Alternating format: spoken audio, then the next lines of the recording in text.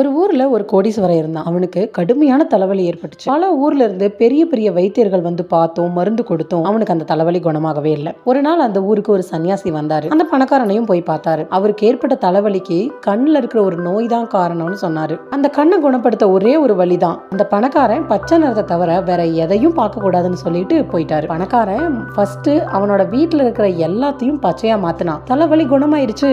சன்னியாசி சொன்னது சரிதான் அப்படின்னு உடம்பு சரியாகவே வீட்டை விட்டு வெளியே போக ஸ்டார்ட் பண்ணான். வெளியே போனா இயற்கை தான் எல்லா வண்ணங்களையும் அள்ளி தெளிச்சிருக்கே, அதனால திரும்பவும் அவனுக்கு தலைவலி வந்துச்சு. அதையெல்லாம் தான் அவன் பார்க்க கூடாதே.